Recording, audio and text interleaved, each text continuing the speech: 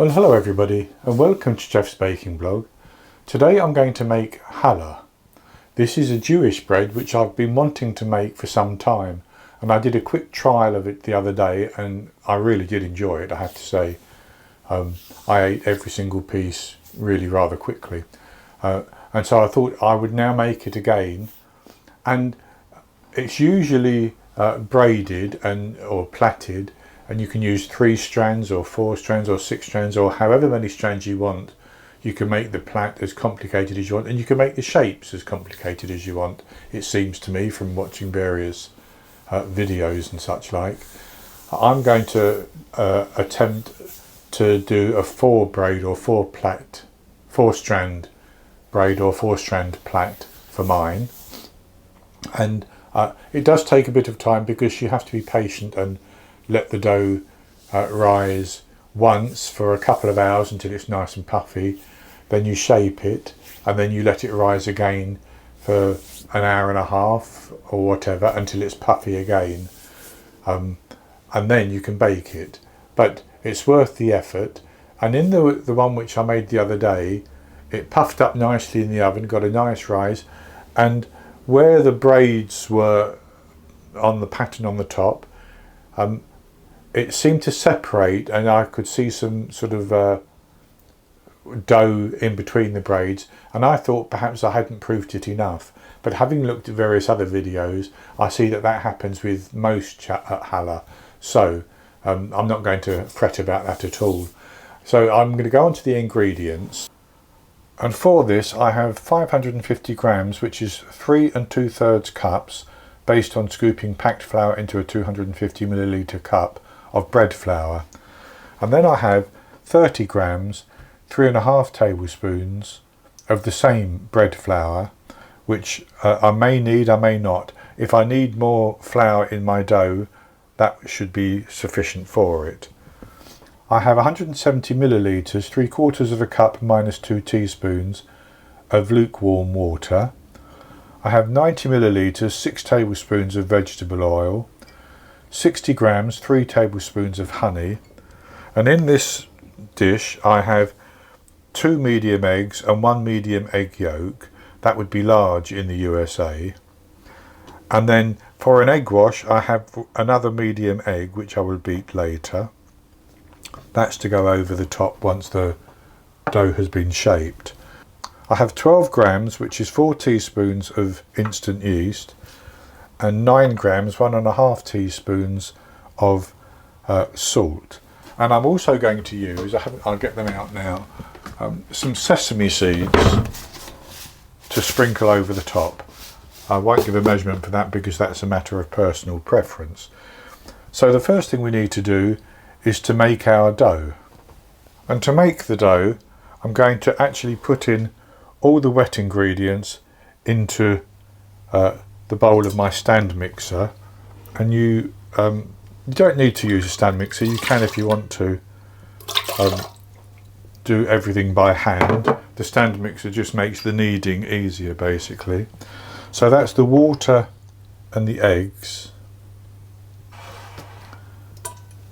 and the oil, and then the honey needs to go in as well.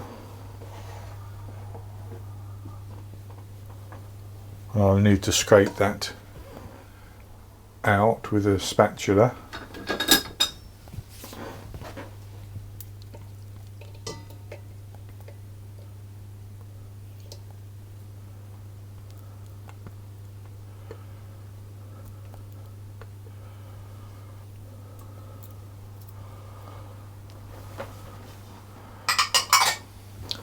I'll just give that a bit of a mix around to get those combined a little bit, and that will then let me more easily scrape off that honey that's on the spatula. And that's good like that.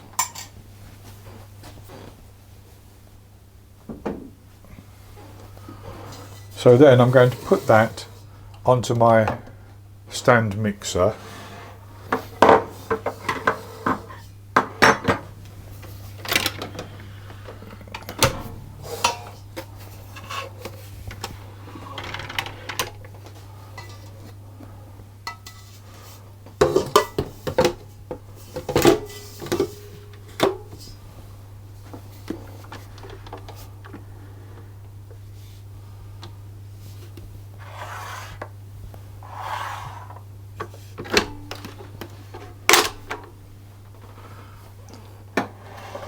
And with the bowl on the mixer, I'm going to put my flour in and the salt and the yeast.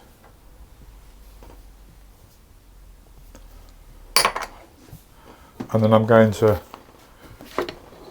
simply knead that on a low speed to start with to get the flour incorporated into the wet mixture.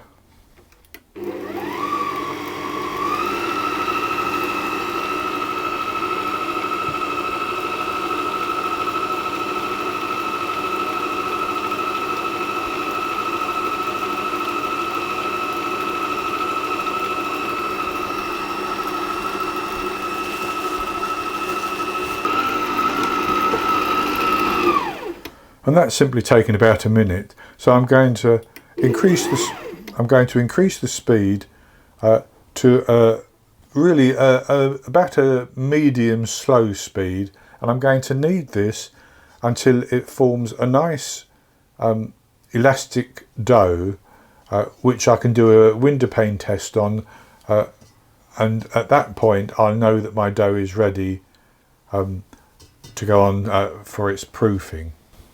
And if, as I'm doing this, I think my dough is too sticky, I will add some more flour, but I will show you that if I need to do that.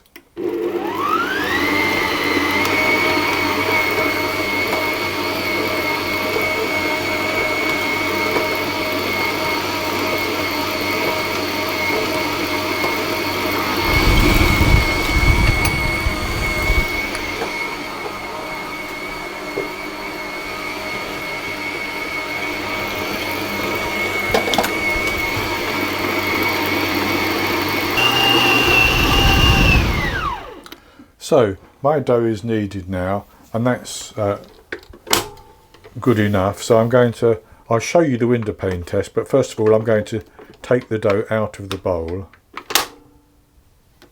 So that's my dough, and I didn't have to use any of the additional flour that I'd set aside. So I'm just going to cut a piece off that, and then I'm going to stretch it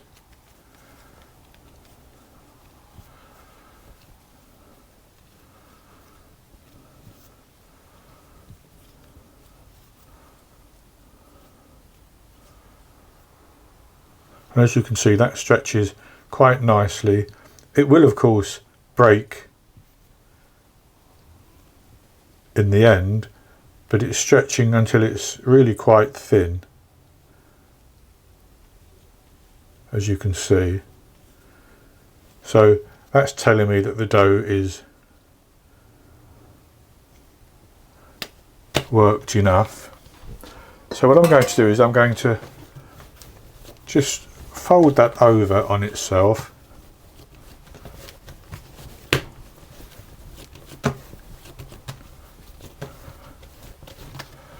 I'm going to form it into a ball.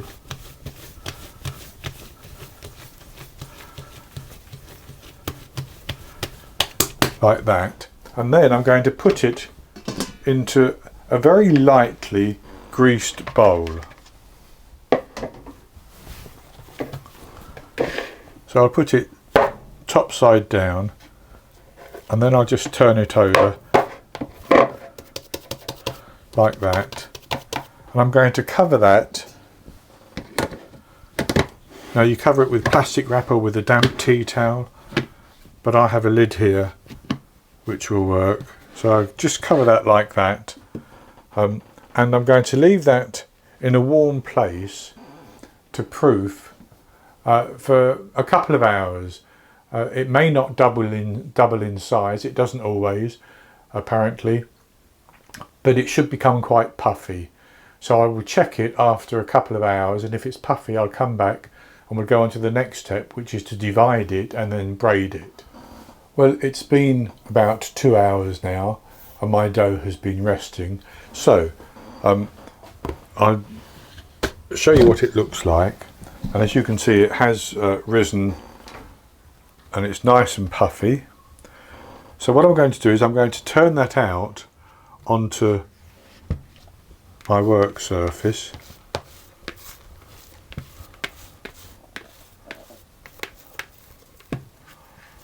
I need 4 pieces of about 243 grams.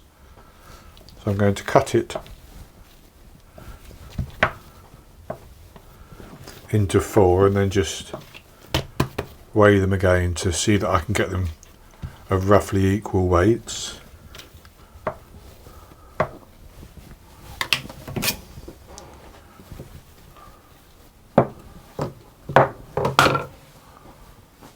And they're roughly equal in weight.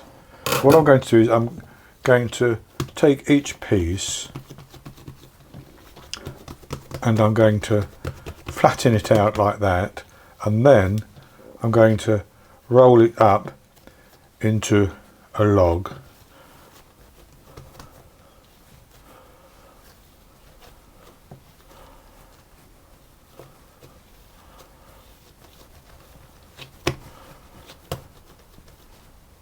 Like that.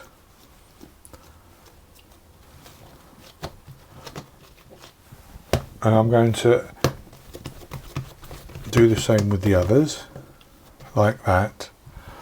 And then I want to roll them out, and I should say that how long you roll your strands out is actually a matter of personal preference. The longer you roll them out, the thinner they will become, and the longer your loaf will be. If you roll them out quite short, they'll stay as fat strands, and you'll have a large bulbous loaf rather than a long thinner loaf. But I'm going to roll mine out to about 15 inches, which is the depth of this silicone mat here. And just to help the process, I'm going to put a little bit of flour on my dough.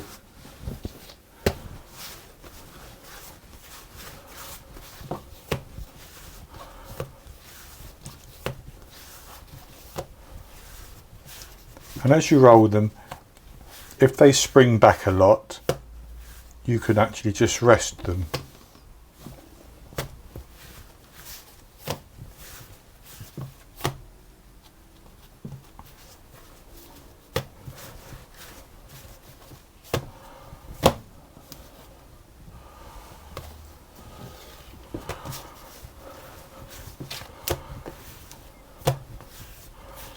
And there's my 4 strands, and I'm actually just going to flick some flour over them, and this is as much as anything to help with the braiding so they don't get stuck. I'm going to push that end together just like that, and then, as I said, this is going to be a 4-strand plait or braid. So what I'm going to do is I'm going to take this left hand piece and I'm going to lift it up and put it under the 3rd one along like that.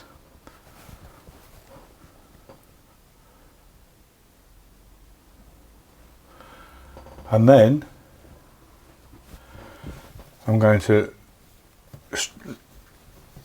just level it off like that, and I'm going to take this left hand piece and put that under what is now the 3rd one along like that,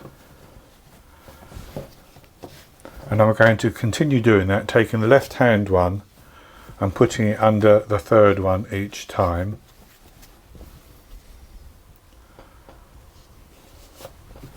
Like that.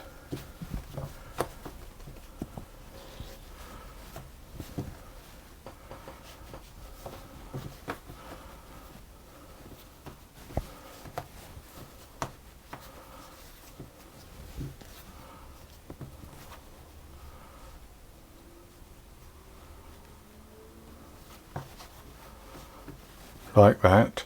And then I'm going to tuck the end in and tuck that end in as well, like that, and I'm going to transfer that to a baking tray. And on the I've got a large baking tray here, or pan, with a silicone mat on. You could use parchment paper, but I've got this with a silicone mat, so I'll use it today. And I'm going to pick that up and put it on like that. And then I'm going to cover that with some plastic wrap, but I'm going to put just a thin coating of oil on the plastic wrap so that it doesn't stick to this dough, and I'm going to leave it to rest until it becomes puffy again, and I estimate that should take about 90 minutes. And as it's coming towards the end of that time, I can begin to preheat my oven, which I will do to 190 Celsius. That's 170 Celsius with a fan, 375 Fahrenheit. And when this is puffed up, I will brush it with egg, leave it for 5 minutes, brush it again, put the sesame seeds on, and then we'll bake it. But I'll come back after 90 minutes when this is puffed up, and we'll see what it looks like. So it's been an hour and a half now, and as you can see, my dough has become quite puffy. And what I'm going to do is, I've beaten my egg for the egg wash, and I'm going to brush all over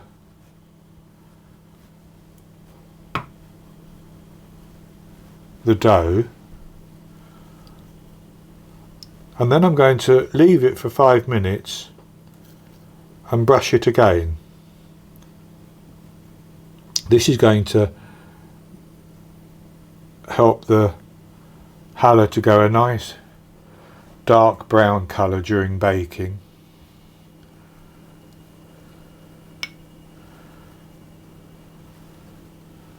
So that's the first application of the egg wash.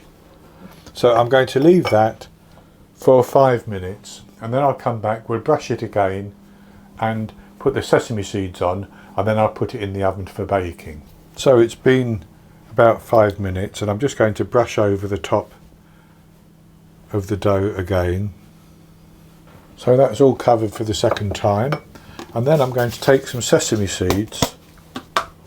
I'm simply going to sprinkle some over the top. How many or how few you use is up to you, and you could use poppy seeds, or you don't have to put anything, you can just bake it without putting poppy or sesame seeds on.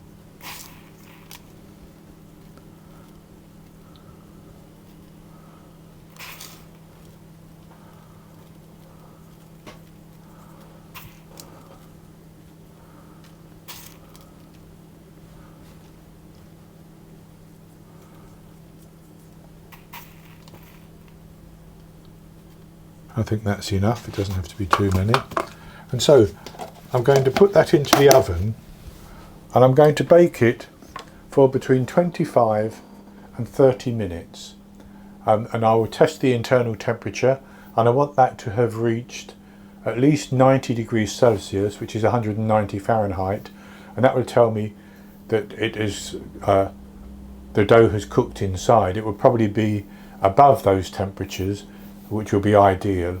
And once I've tested it and it's okay, I take it out of the oven and allow it to cool down, and I'll transfer it to a wire rack, allow it to cool down, and then I'll come back and show you the results. I baked my challah for 25 minutes, and I tested it with my thermometer, and the internal temperature was 97 degrees Celsius, which is a good way over 200 Fahrenheit. So I knew that the bread was cooked inside. So this is what it looks like, and it's baked up quite nicely, I think. It rose in the oven, and I'm just going to slice a little bit off the end.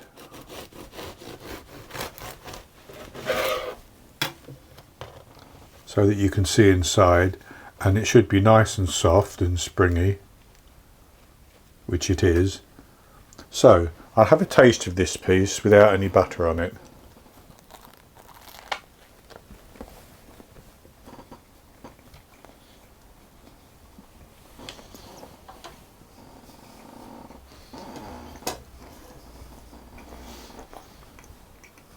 My propensity for big bites hasn't disappeared.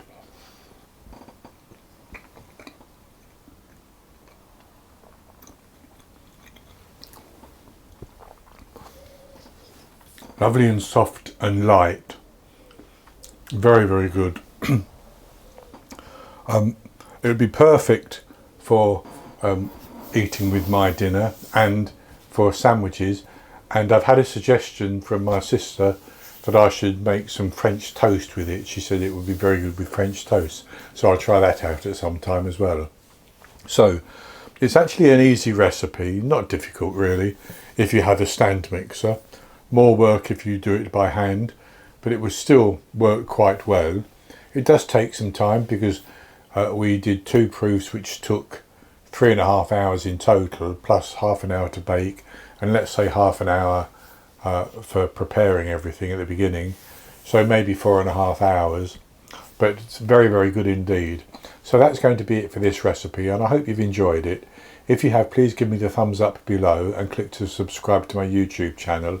In the top right hand corner of the screen there will be an eye that you can click on, and that will take you to a link for the recipe, and I'll put a link below the video as well, and I'll be back with another recipe in the very near future. So until then, happy baking.